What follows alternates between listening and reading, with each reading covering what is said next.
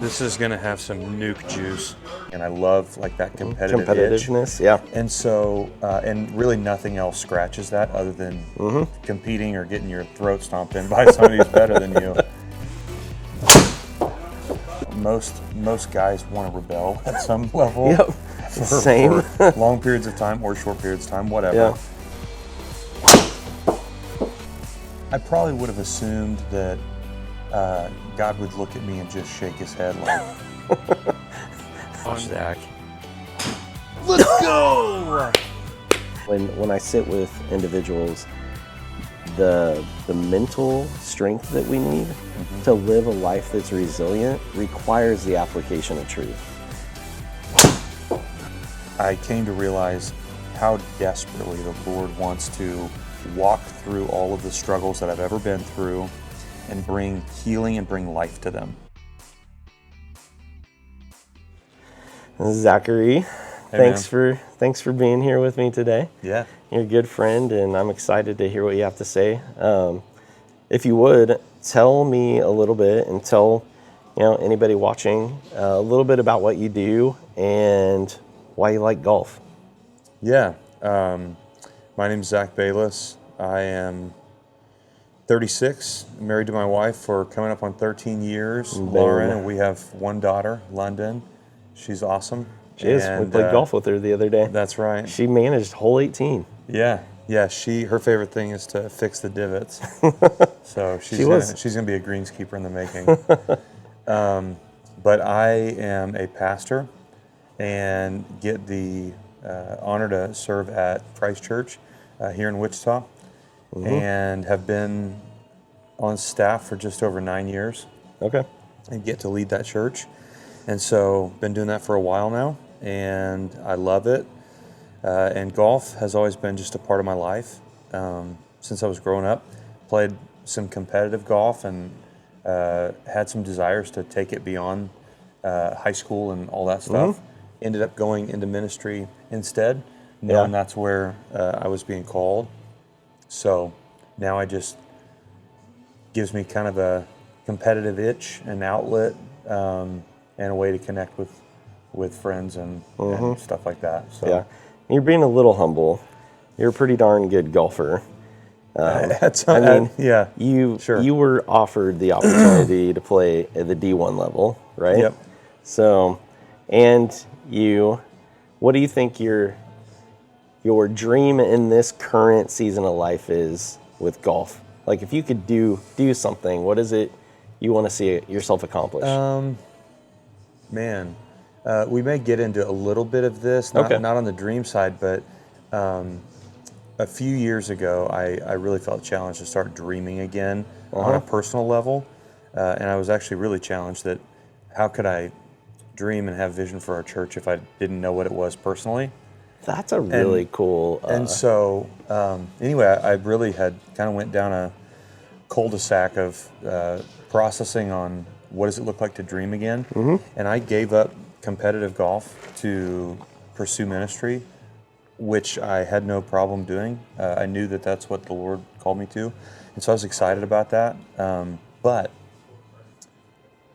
I still love playing, and I love like that competitiveness, yeah. And so, and really nothing else scratches that other than competing or getting your throat stomped in by somebody who's better than you. And so a few years ago, I started playing in some competitive events again. And I don't have time to practice like you would need to if you want to actually do anything with it. But I play 2 a year.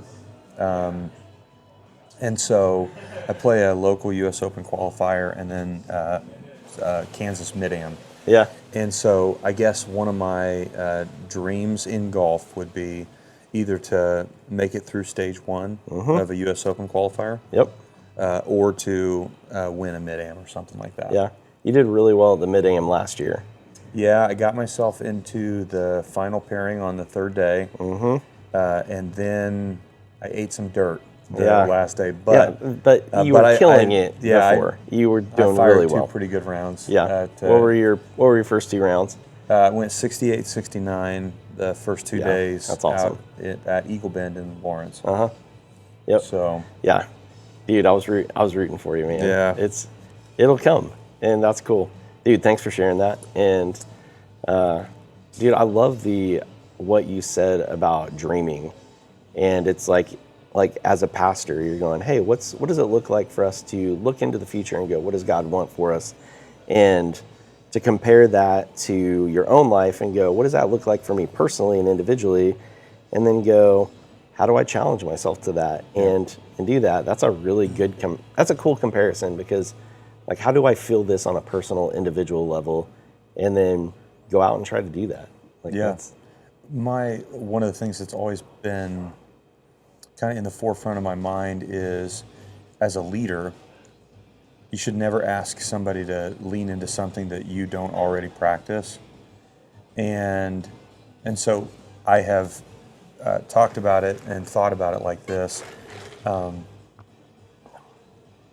As a teacher or a preparer of messages and direction for people's lives, I have to eat what I cook. Mm-hmm. And so if I don't like my own food, then nobody else should touch it. No. And so anyway, I've been really, really challenged with that over the last several years, that in any area, if I'm going to ask somebody or encourage somebody to do whatever it is because it's better for your life, I should live that out first. Sure. And so it's maybe a oversimplified, everything in my life is fairly oversimplified. Mm-hmm. My leadership axiom would be you first, and then invite them along the journey with you. Yeah. So. Yep. Yeah, I love that. It's a great philosophy. All right. Well, what we're going to do today is we're going to go through talking about the 5 tenets or pillars that I'm using at Resilient Minds to really challenge and motivate and help men grow and find a life that is fulfilling for them, that is life-giving, but something that we would call resilient. And so of these 5 things, we have essentially spirituality or faith is kind of one of those pillars. And then we have mental strength.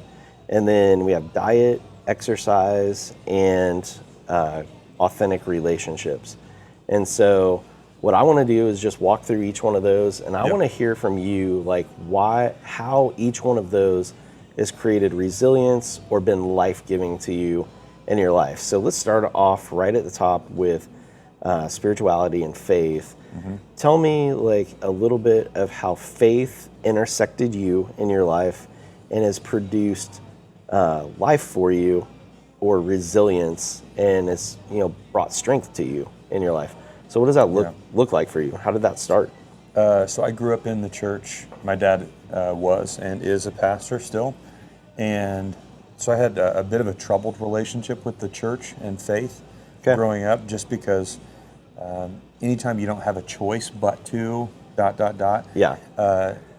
most guys want to rebel at some level.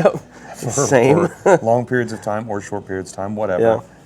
We are all unique, but fairly common in a couple of different ways. And so anyway, I certainly went through kind of my moments of rebellion where I don't want anything to do with it. But I have never been able to let go of the reality that it has formed and shifted my entire life. And I remember a point when I was in high school and I felt like I got duped into leading worship one night. I taught myself guitar, and I was terrible, but sometimes the bar is set fairly low in a youth band. Sometimes. And so I did make the cut there.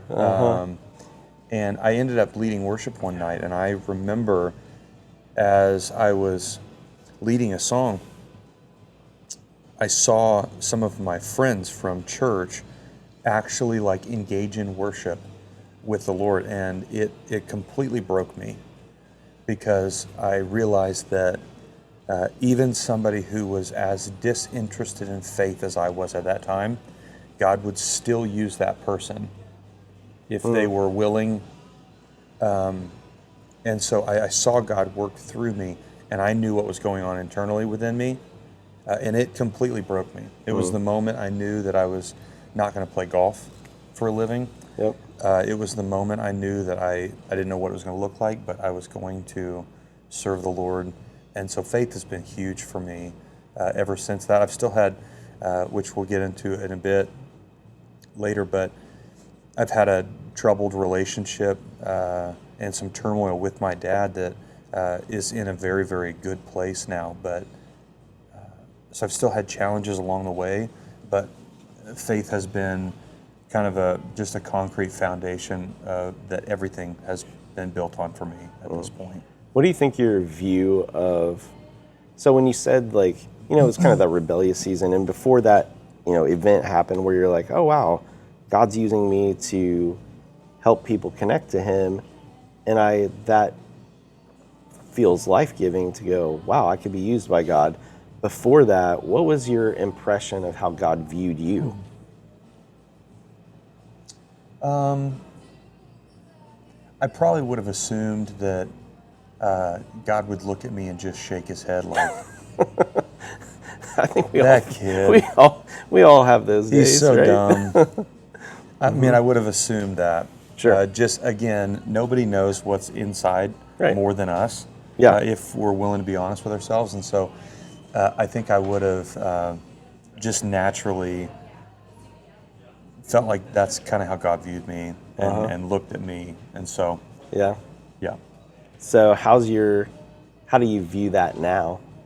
Like let's say that transition happened, when that began, how did that shift, or how did that perception of how God viewed you start to shift? It probably didn't shift significantly until I was a fair bit older. Okay. I had a lot of maturing to do, and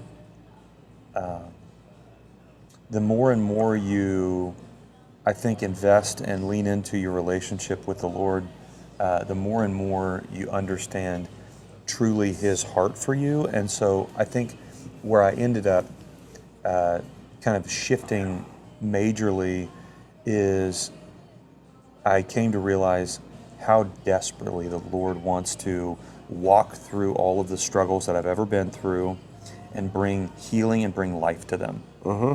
And anybody who's willing to pour into you so that you have life, I don't know how you couldn't lean into those things. And so that has been for me the thing that keeps me engaged and leaning into that. It has restored and redeemed way more things than I ever thought it would. And so If you had to, well, actually, before we go to this question, what I want to ask you, let this simmer a little bit as we keep talking about faith, but like, think about, how does faith produce resilience or produce life? Let that like sit there for a little bit. But then as a pastor, how do you see faith currently, or over the last handful of years as you've led your church, how have you seen faith produce resilience and bring life to people around you in ways that maybe were surprising, that people didn't expect? How have I seen it create how resilience within people?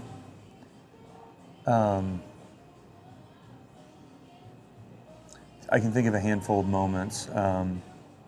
The whole impetus of faith is releasing personally and then placing trust and reliance on somebody else. Right. And so faith in God obviously points your reliance and trust toward him.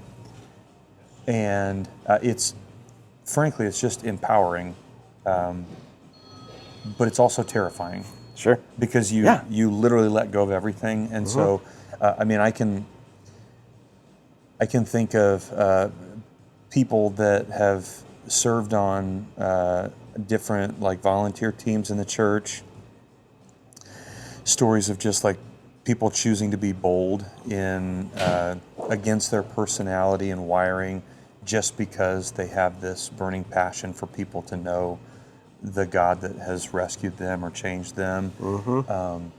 I remember even very personally for me, I've shared some of this with you, but our founding pastor passed away, and I had nothing other than faith to believe that Yeah. that our church was not going to turn into a campfire. Right. Yeah. And I legitimately was terrified. And the Apostle Paul in Scripture talks about faith and the testing of it, the challenge and the tension that comes from it being challenged creates endurance. And so if your faith is never challenged, you're probably not producing any endurance, which means you're probably going to have a really hard time sustaining through any trial, any challenge. Any set of circumstances. And everything has the capacity to break you at that point. Yeah. Man, that's a really great point. So what would you say to like wrap up this part on faith? Like how would you define, maybe not define faith, but how does faith provide and create resilience in your life for you personally? Yeah.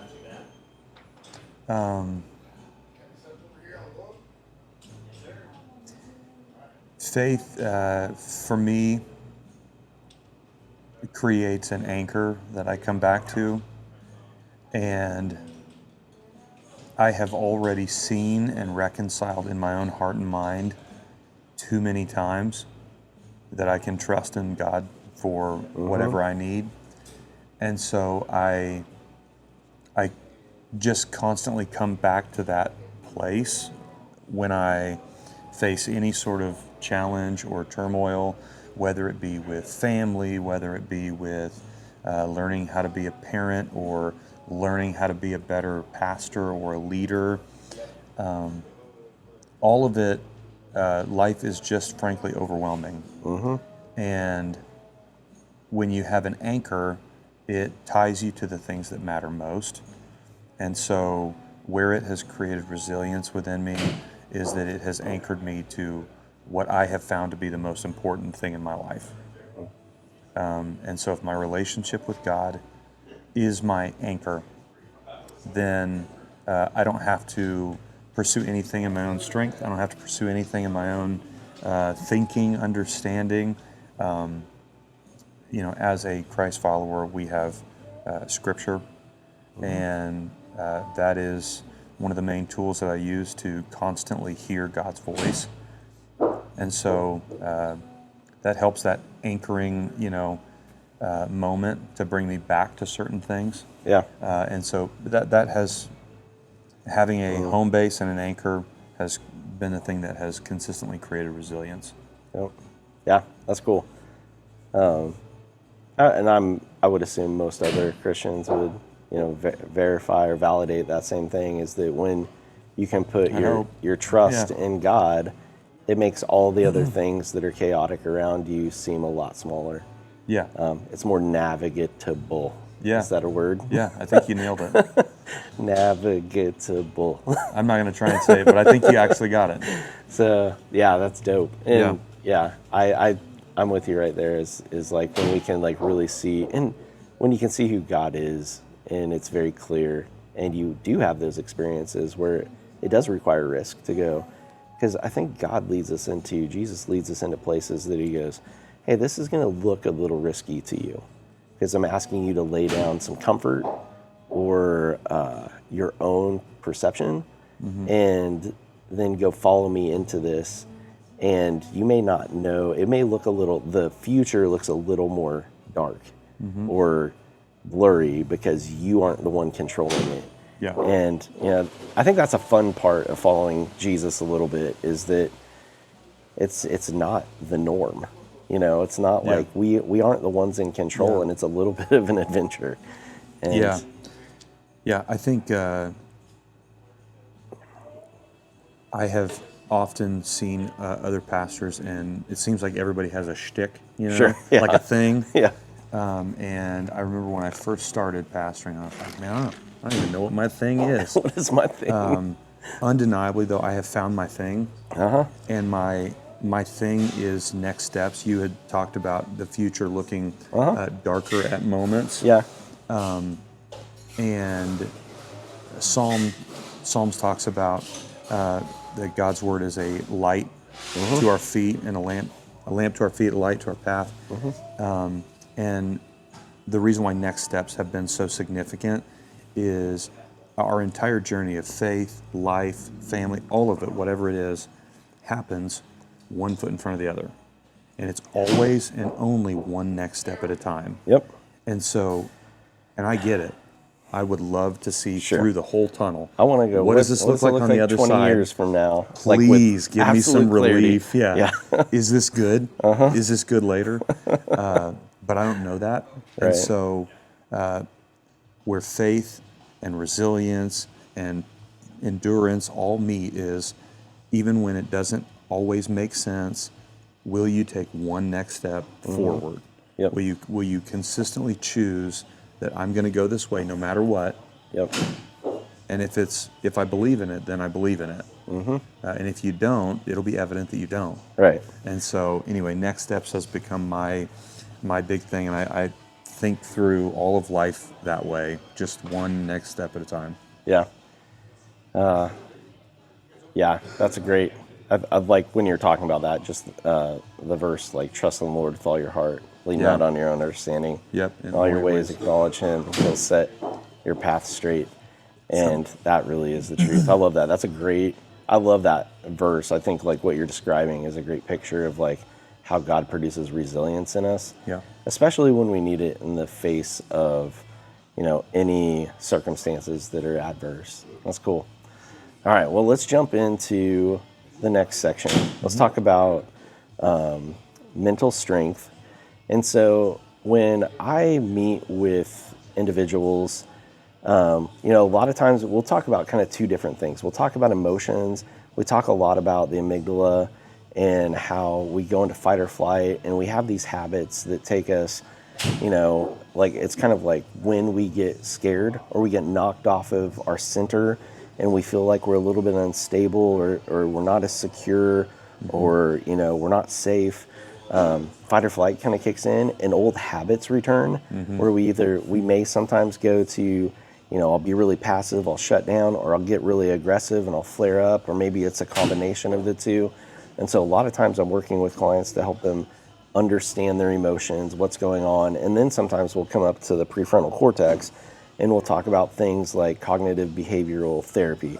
And we'll use that to go, we got to rewrite, a lie that you're believing about yourself that's producing an adverse response. Like, because, some people might go, you know what, I never feel like I'm good enough. And then we're like, well, where did that voice come from in your life? Where did that idea come that said you aren't good enough? And we'll talk about that and they'll go, I heard this a lot growing up, or I heard this at work, and I feel like this last season I've just failed a lot, and so I'm a failure.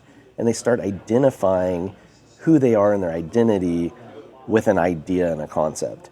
And we wrestle with, well, that's not really true, is it?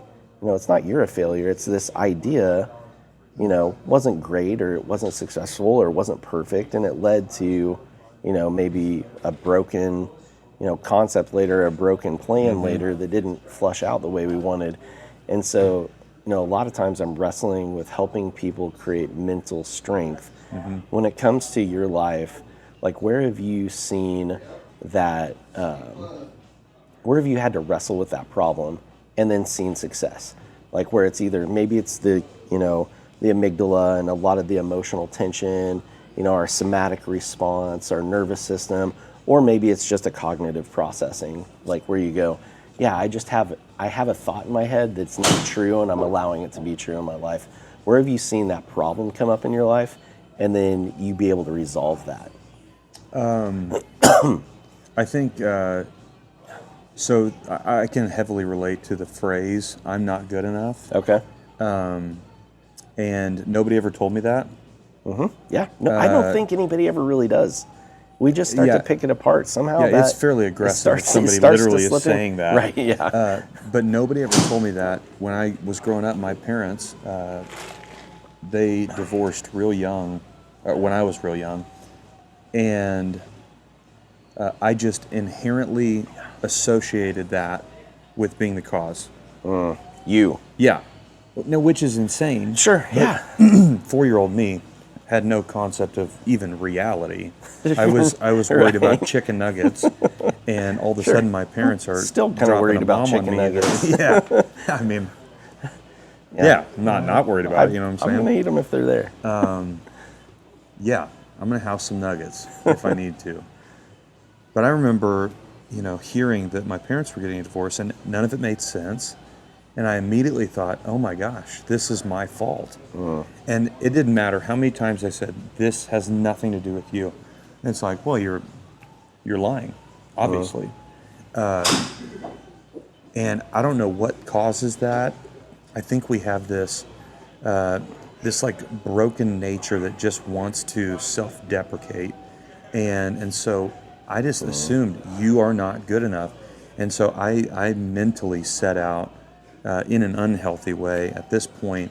I think as literally as early as 4 years old, that I'm gonna try and be impressive at everything that I do. And the challenge is, on one hand, you may experience success in that. Yeah. And it's all misguided at the same time and misdirected, and it's unhealthy.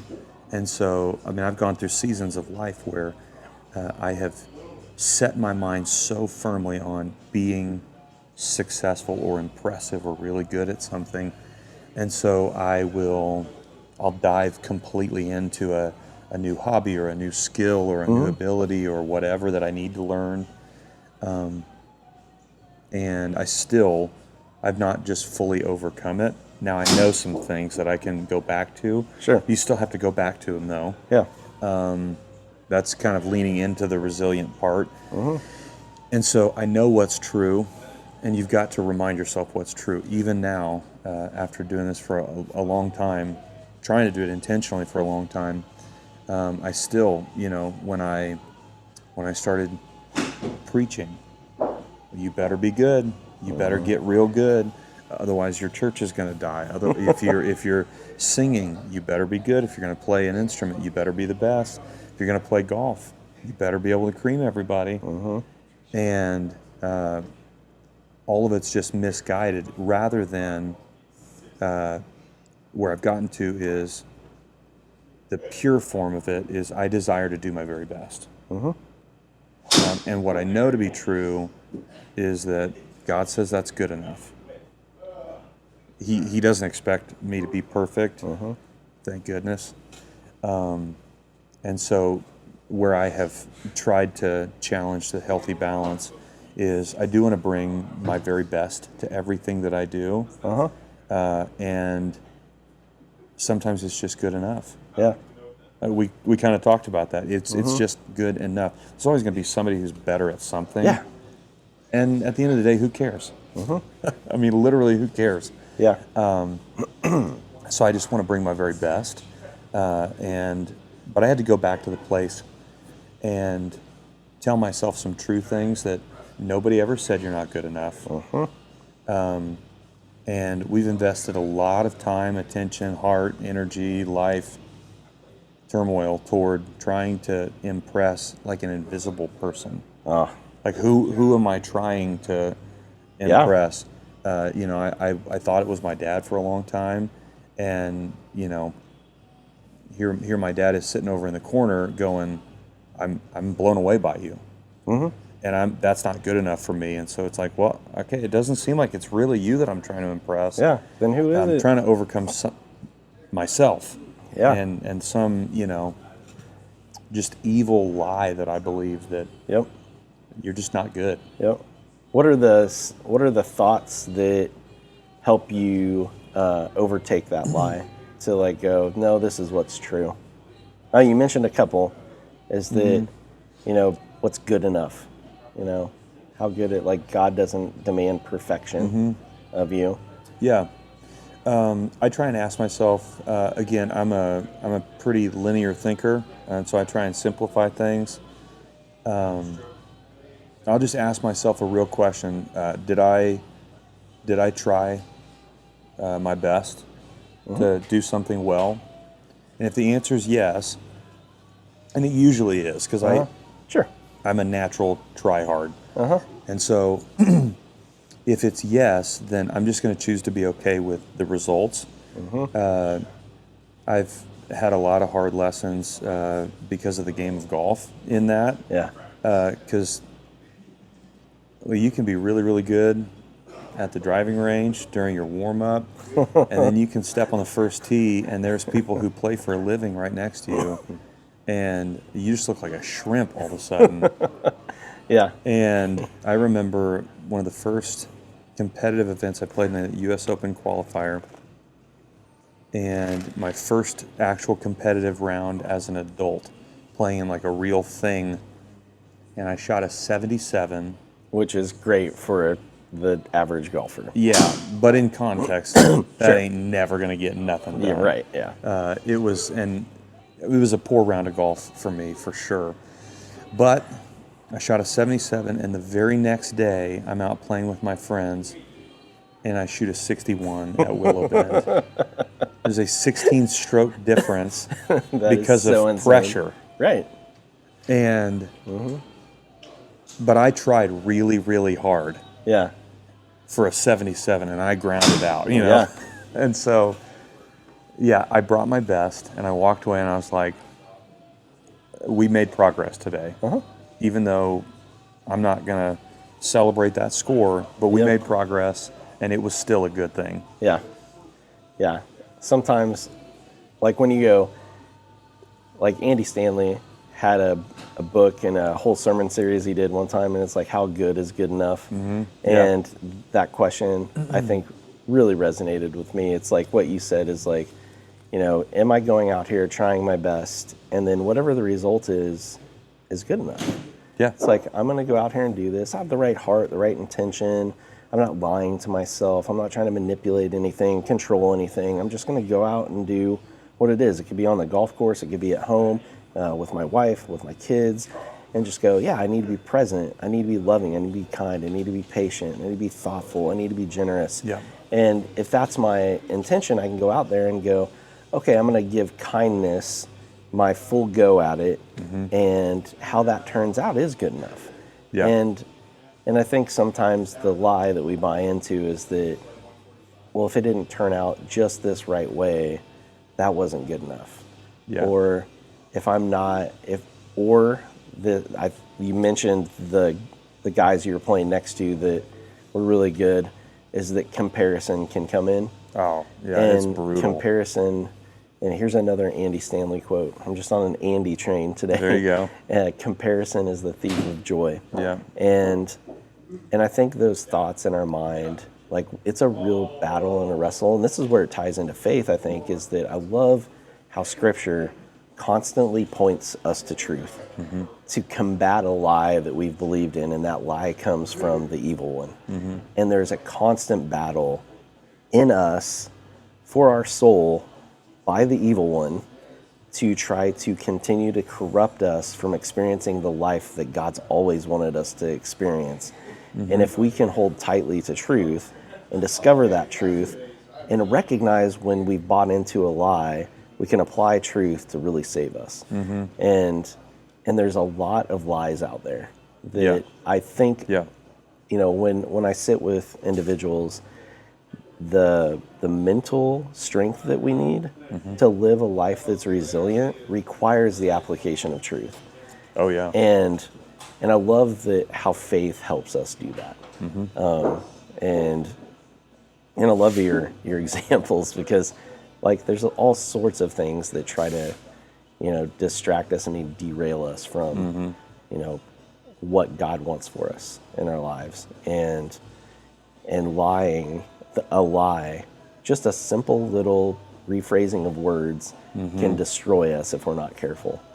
And I hate seeing that for people. Yeah. And that's cool. I love like your experiences of sharing, like, here's how those things try to sneak in and how you've been able to combat those with truth and a reframing and a reshaping of your mind.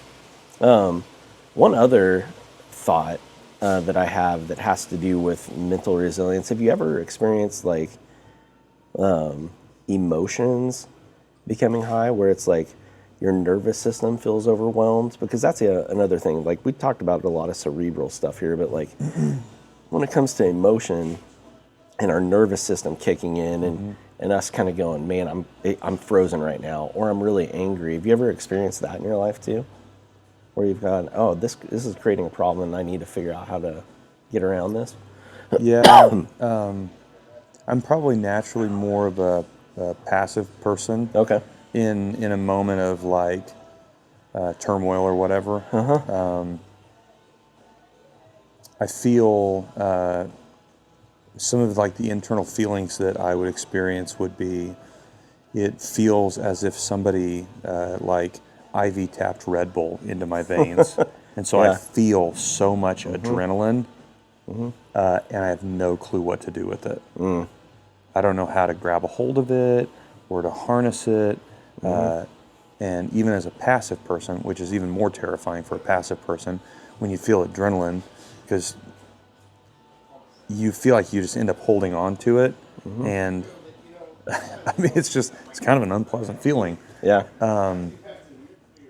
And yeah, I mean, it feels like it can physically take over your body. Yeah. And it becomes more than just a mindset or a mental thing. Like it's got, when you believe things that are untrue, I mean, it's got physical manifestations within your body as well. Yeah. So I ask that because I wonder how often, because prayer is an important element, and I don't think we always realize how significant prayer is. Like, I think in our Western culture we try to like demystify prayer, and we're like, you know, it's meditation, and like there is a little bit of like, I'm going to decompress and allow these emotions to become dismissed. Like, I'm gonna lay these out, and if I can sit there and I'm like, God, you are good. You know, God, you are trustworthy. It's kind of like my nervous system can kind of go, okay, we're safe again. Yeah. And I wonder how often, you know, we might say like a little thing. It's like in the car driving, God, please make this work out. And we don't really sit with that at all. It's kind of like, you know, how often does prayer, you know, where it's like, you know, a little bit time consuming, you know, maybe it's 10 or 15 minutes, but it's very focused. Yeah. And you're like, oh, wow, I'm like actually, like my presence that God allowed me to enter into with him produced this result where my nervous system said, hey, I'm safe again. And how powerful that can be to people. Now, I think people have like taken that and, you know, made their own version of it where they just go, okay, it's only a breathing exercise. It's only a mantra or something like that. Yeah. I have experienced that anytime I feel like I'm dealing with one of those physical things, I need to do something physical to counteract it. And my challenge is I need to do a healthy physical thing. Yeah. And so even if that, like, not physical as in like you have to do a man thing, you know, you don't need to climb a mountain or do 100 push-ups. You may do that and that might help, but I always try and engage something that creates or requires physical movement, even if it's writing something or speaking something out loud. I went on a 25-mile rage ride a few weeks ago. Yeah, you were telling me about that. I've never biked that far in my life. Turns out adrenaline will carry you quite a ways. But I try and mix something that ties to my anchor and a physical expression. That is where I have found the most success. And so, like, I went on this bike ride because I was just really upset. And I listened to one particular worship song on repeat.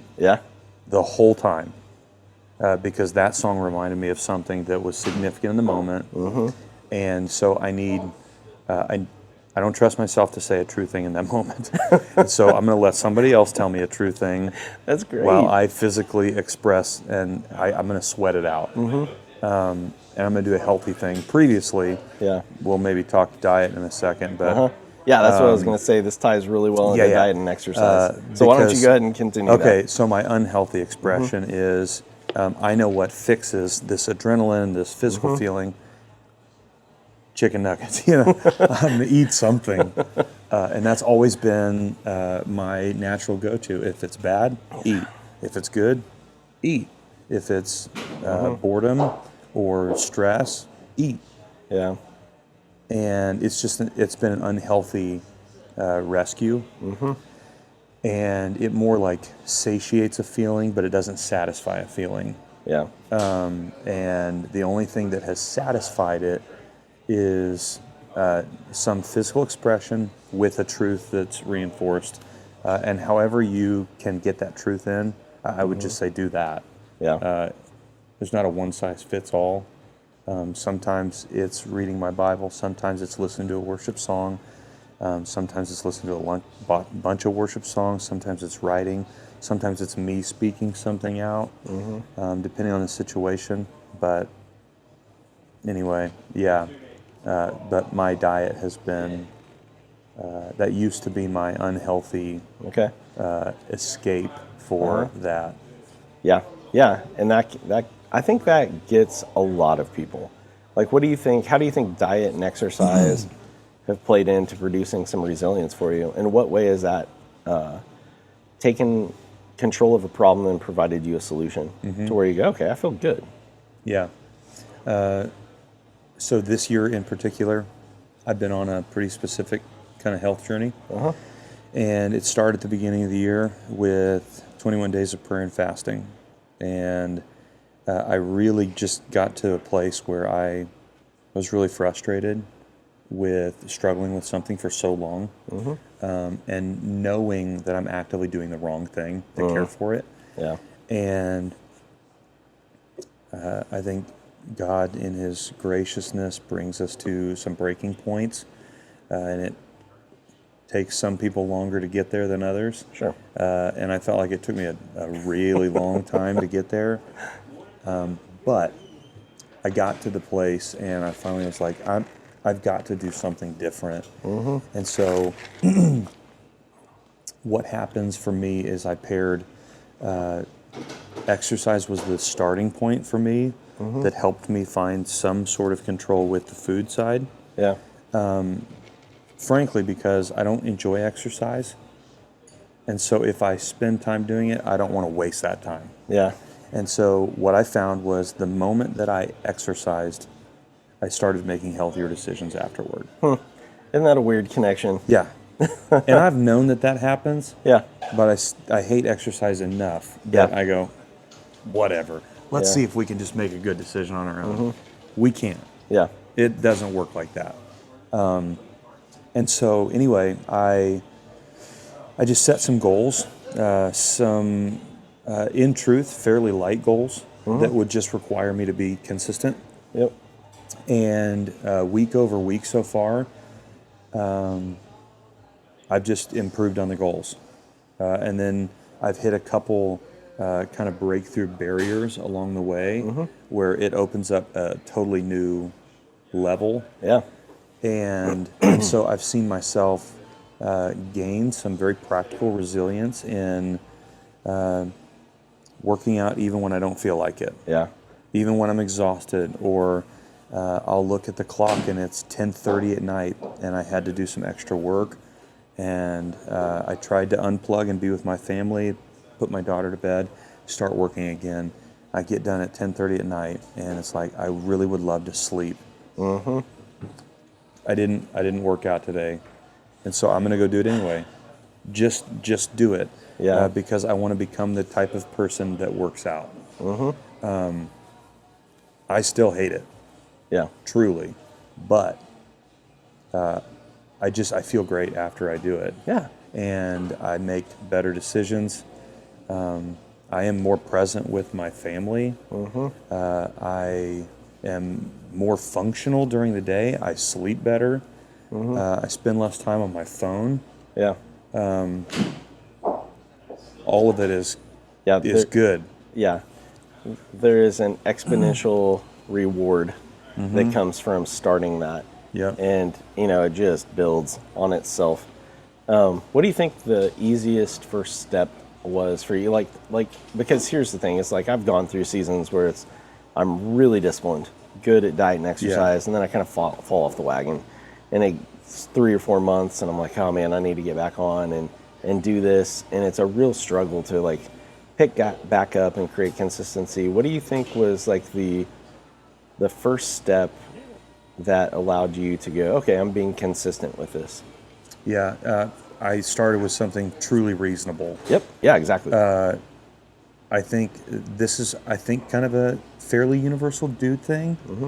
We want to do crazy stuff. Sure, yeah. And so, Yeah. I've been fired up before, and it's like, hey, I'm going to lose weight. I have an idea. How about we don't eat at all for an extended period of time? What if I went, and I've had unhealthy Sure. seasons of prayer and fasting where you go, okay, well, we're not going to eat for 21 days. And that's fine if you have the right spiritual emphasis. If you have the ability to There's times when it was not good. Right. And I went 21 days and I lost a ton of weight. And then the first time you eat again, first of all, it feels like you eat a brick. Right. But second of all, you feel like you're trying to make up for lost time. You didn't do anything sustainable. Yeah. And so I just set a goal that was practical, that was doable. And so for me, I'll just get specific. I started riding a bike, a stationary bike in my basement. And I just said, I want to ride 21 miles a week. And so as a fat kid, that was intimidating enough. But I knew that if I showed up 4 days a week, and I could ride just over 5 miles, I could accomplish that goal. And so I didn't have to do it every day. I could go every other day during the week, give myself a break. And I did that for 3 weeks. And all of a sudden, on the days that I wasn't riding, I was like, I kind of want to go ride. Yeah. It starts rubbing off. Now I'm at least 4 weeks deep where I'll take 1 day off a week. Yep. And my 21-mile goal is now 50 miles. Dude, that's awesome. And it's, you just find out that, one, you have way more capacity than you want to give yourself credit for. For me, what I've found, I'm just lazy. Yeah. I'm just lazy. And if you really want something to change, it is going to take work. But you have to be consistent. So I just started with something that I knew that I could be successful in, and I just want to see some green check marks. Yeah. I want to see myself get some things accomplished and look back and go, I did it.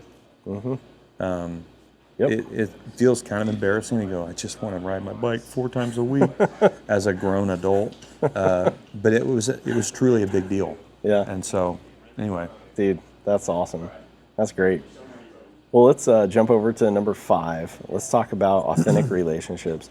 One of the things that I've noted to people is that really when it comes to relationships, like our inner circle is probably the most important element of producing resilience. Those people have to kind of be your biggest fans. You need a core group of people that are just like, I'm for you.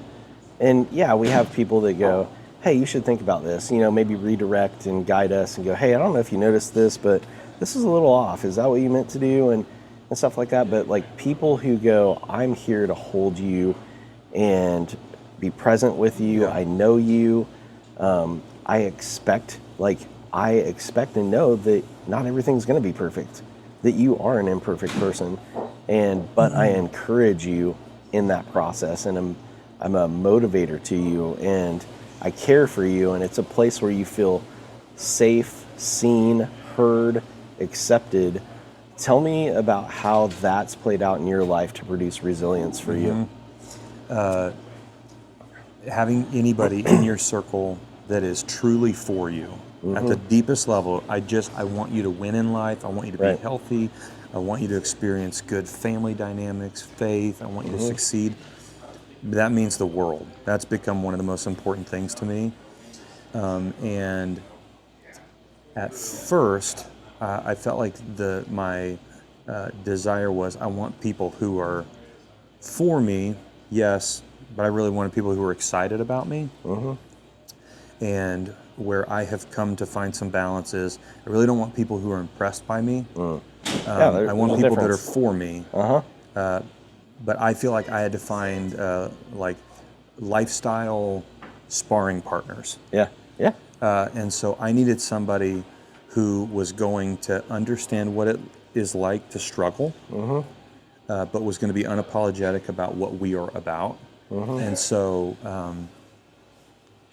so that means I've got to have people that understand the faith aspect in the same way that I am. I don't want bad advice. Right, yeah. And I need you to point me in the right direction, not in the one that feels good to me. And so there are times when the people closest to me, they've got to pin me on the mat, stick my head on the ground and say, are you ready to do the right thing now? And they've got to share hard words. Yeah. People who are for you don't just say nice things. Yeah. And Tell you've me- got to be willing to invite that. Yep. Tell me about how does somebody do that effectively, where they can not share something nice with you, but it's a good thing. Like, tell me about that process with those people. I mean, I've tried to be pretty specific and clear with some of the people in my circle. I literally say out loud, hey, I want to give you permission to help me understand when I'm not doing something that I set out to do.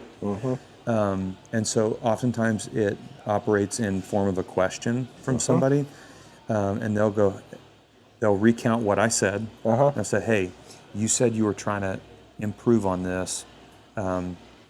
One, before it's a problem, they'll check and go, how's it going? Yeah. I'm a terrible liar. And so ask me straight to my face, I'm going to have to tell you. You don't have a poker face? Well, it's not a good one. You do want to play poker with me. You'll win. And so, one, let's start there before there's problems. So just consistent, just actual relationship with people. Go, hey, how's it going? Yeah. But then when somebody sees it slipping, I call them blind spots, which they're blind spots because you don't see them. Yeah. So you have to have somebody else that sees them. Yep. And they go, hey, I know we've talked about this. You said you wanted to set out to do this. Are you hanging in with that? Or it seems like it's slipping a little bit. Is there something that is going on? Or is there a way I can help encourage you in that? For me, that is usually all it takes. It's like, crap, people are seeing it. Yeah. And that can kind of give me a jolt and a charge back into it. But oftentimes, a really good question creates a safe space for me. Not a judgmental pointing out like, hey, guess what? You're failing. Right, you yeah. go, oh, okay. Get on my face, Yeah. What did you have to do to enable yourself to hear that and not feel put down, demeaned, belittled, or taking it personally? Because I think a lot of people struggle with hearing criticism and seeing it as a statement against who they are rather than just a acknowledgement of actions, if that makes sense. Yeah. I think it requires real relationship with somebody, which a lot of us don't have. And a real relationship looks like trust, or you can Trust, be vulnerable and know you're safe. You've both parties, like in a friendship, one of my closest friends, you really have to be a humble human. And you've got to allow yourself to know, I don't give many people permission to speak into my life, but I know you are for me in the ways that matter so deeply. You have permission to speak to the areas of my life that aren't good, aren't healthy. And so you're going to get to ride the highs with me, and you're going to drag me through the lows as well. Yeah. And it requires a great amount of trust and a great amount of humility. Because frankly, nobody wants to hear, hey, dude, you're not kind of not killing it right now. Yeah. But we do need to hear what's true. Yep. And so if you allow yourself to be humbled and find somebody that is for you in the right ways, then they're not going to sugarcoat stuff. Yep. And it's a learning curve. And so it was bumpy early on because you figure out, like, hey, I don't like it when you talk like that. Yeah, right. But again, a real friend is going to hear that too. And so anyway, it takes a really, really, really intentional relationship Yep. and a lot of humility. And so what do you think life would be like if you didn't have that kind of relationship? Miserable. In what way? You would feel isolated. I can, from personal experience, I'd probably weigh about 60 more pounds. I'm serious. Okay. I would, I'd be far more reactionary. You'll find yourself being short, impatient, inconsistent, but you'd feel alone. Yeah. Oftentimes, you'd feel isolated. You'd feel like nobody understands. Nobody cares what you're going through. All of the lies feel so real when you don't have somebody to tell you, buddy, that's not true. You know that. Yeah. Come on, let's not go there. Yeah. I think that's true. I have a lot of clients that I see that they feel isolated. They say, I don't have a person like that in my life. We kind of have the friends off to the sides that maybe we go do things with, but they don't have that. What do you think the best way for somebody to find that kind of relationship is? This is going to be a real pastory answer. I know. So, I know where it's sorry. going. Yeah. I think the early church in Acts has a model designed for real, authentic relationship, and it works. It has stood the test of time if done right. Yeah. And it's just doing life together. And so if faith is a foundation, like, it is far more than a feel-good box to check to go, hey, yeah, I go to church. No, I desperately need the church. Yep. Even as a pastor, Yeah. I have to have Maybe it. even And more so. Oh yeah, Yeah. it's very isolating, and so you got to find a community of people because if I want somebody, or if I'm going to give somebody the ability to encourage me in the deepest places in life, we better have the same foundation, because otherwise your advice is not going to be good. Your direction is not going to be wise. It's not going to be discerning in the way that matters to me. And so my advice would be, first of all, find a healthy church, and then connect in some sort of life group option that they have. Yeah. Because those are people who are all saying, I'm on the journey together. Yep. And so do life in a larger, small circle. And then you just got to put yourself out there. It's like Takes a little it's risk. like dating for friends, Right. To find somebody that you can But go. you find I'm going to some be really a real good ones. if you'll work for it. Yeah. Yep. Exactly. Because the thing is, people go, well, I don't have that person. The majority of people say that, Yeah. and the majority of people also say, and I really wish I did. Yeah. And so what you find is hear that everybody's all the looking time. for the same Yes. thing. And Yeah. so if you would just go, man, wouldn't it be great? And you realize you're staring at each other and you go, Oh, we could do that. Yeah. yeah. And you're like, Yep. oh, interesting. Yeah. This is very, very cool. So, yeah, I love that. Thanks for walking through that, because I think that's really important for people, and to hear that and hear you describe that. I think just hearing more people talk about, hey, here's how it's difficult, here's how it's good, here's how it's important, is really valuable. And so that's part of what I wanted to, just hear what you had to say, because I know a lot of people struggle with that. So early on, I asked you to, before we, started recording and stuff, I asked you to think about a situation or circumstance that was problematic for you, that you had to go through, and how you navigated that to find a solution, and what that was like, because I think we all have sets of circumstances we're going through, and we're all real people with real problems, but how do we come to a conclusion that we go, oh, this problem has been solved and now there's life present? Like, what was it you came up with that you go, okay, I'll share this today? Yeah. I fairly immediately thought about my relationship with my dad.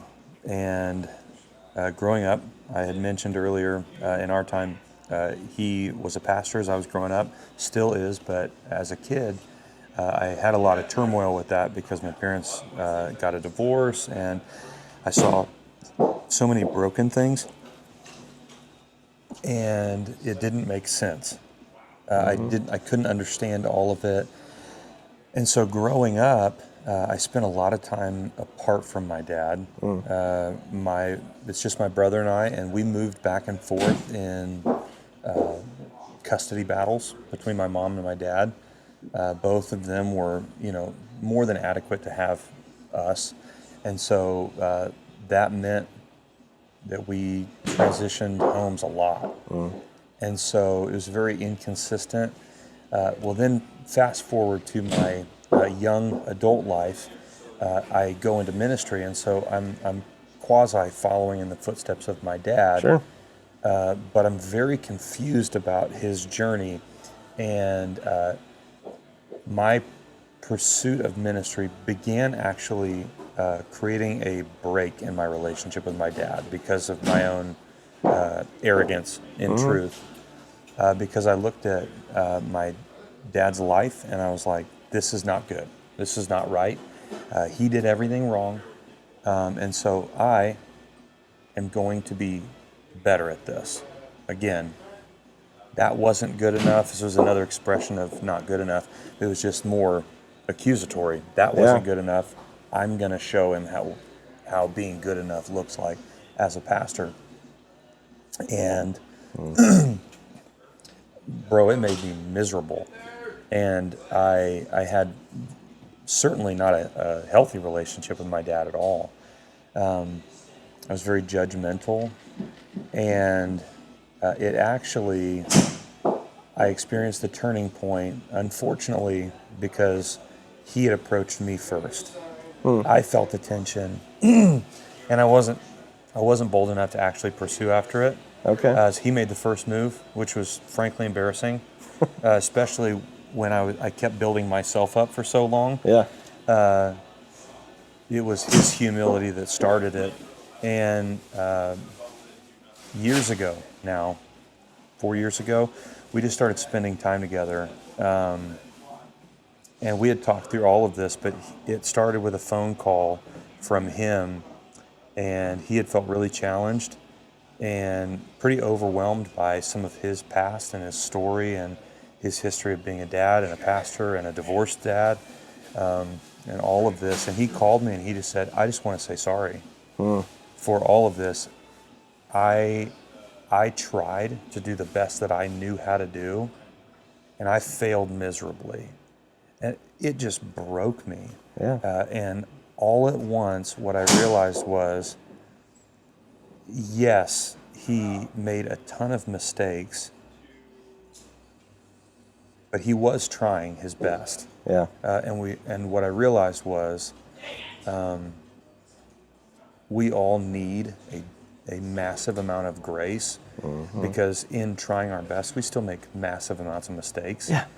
And he tried his best, and yes, he made mistakes. Yes, he failed in some areas, but I realized that he knew a lot more than I understood or gave him credit for understanding and knowing. And basically, I had shut myself off from receiving from my dad. It's like we're not father-son anymore. We can be peers or friends, maybe, but him coming and confessing started to restore a father-son relationship. That's cool. And now we sit and we have lunch once a month together, and we get to talk about life and ministry, and we get to challenge one another and encourage one another. I get to learn from my dad. And it just took a lot of grace. And so it's been helpful for me also reconciling the fact that I'm going, in my best effort, I'm going to fail. And I'm going to mess some things up. And it wasn't intentional. And I'm going to wish it was different. But it's okay. Yep. God restores things and he reconciles. And I experienced it with my dad. And so it was a healthy lesson in, first of all, I don't know as much as I thought I did. Yeah. Yeah. Being humble is a hard thing. Yeah, it usually doesn't feel great. Yeah. Or being humbled doesn't feel so great. But yeah. And so anyway, it has radically changed our relationship, and it's created life. It's taught me a lot of lessons for myself and encouraging others in the same thing. Let's extend copious amounts of grace to one another, because in our best efforts, we're still going to fail, and it's okay. What would you say, how would you define the healing that happened there? If you were just to put it into a short, concise statement, how did the solution to the problem get solved there? What was required? What took place to provide that healing? You'd mentioned grace. You talked about humility. It would be like just intentional relationship. Okay. The relationship matters enough that you're going to fight for it, and that you're going to be honest. And so it restored relationship. Again, it started with my dad. He goes, I don't want to lose an important relationship, and so I want to work to mend it. And so the pursuit of real relationship brought a ton of healing. That's really cool. What would you say if somebody's going, man, I have a relationship that's broken with, a parent, a sibling, a family member, a friend, like what would you say like they need to do?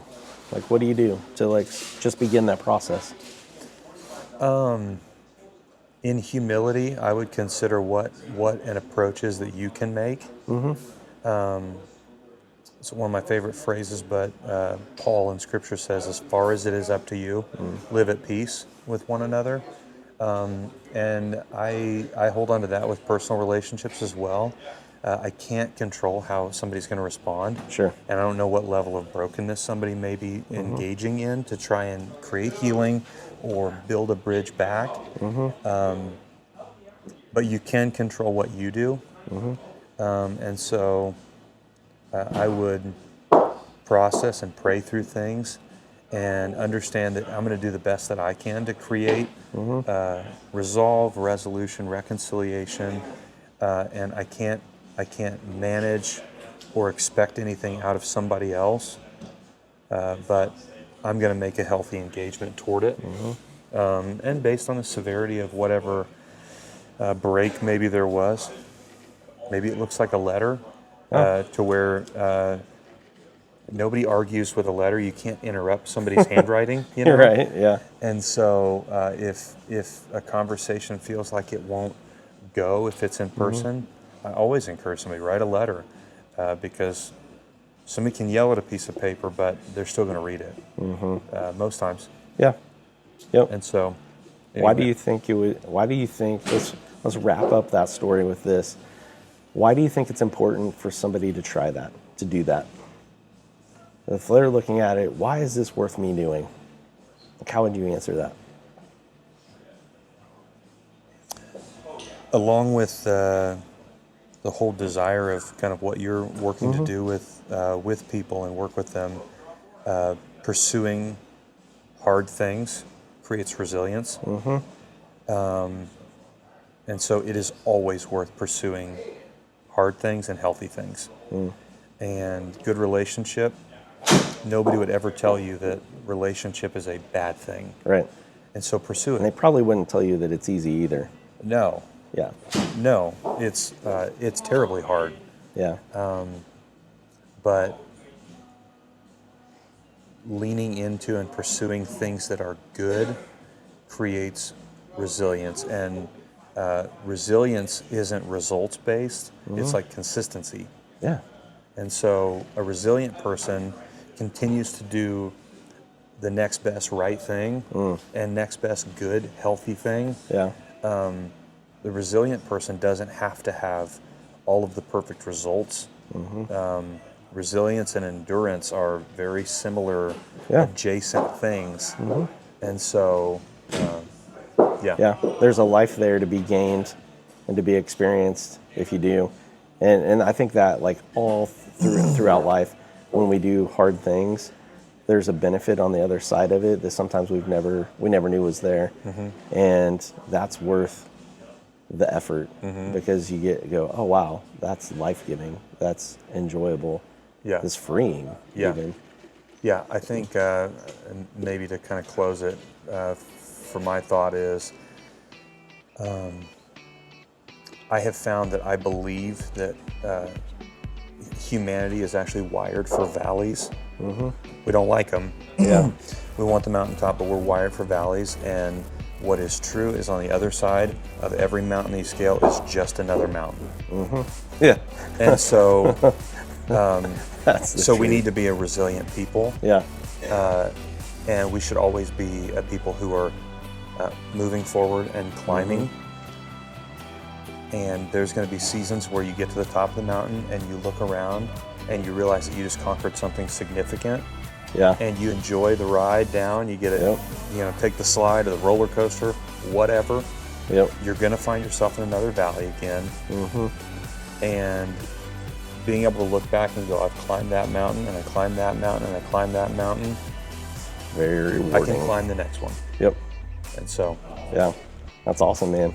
Well, Bunny, thanks for spending some time sharing a little bit of your absolutely. life with me. And thanks for having me. let's play some golf. And you're going to give me 10 strokes. And now I'm going to kick your butt. And now you're going to kick my butt. Yeah. All right, bro.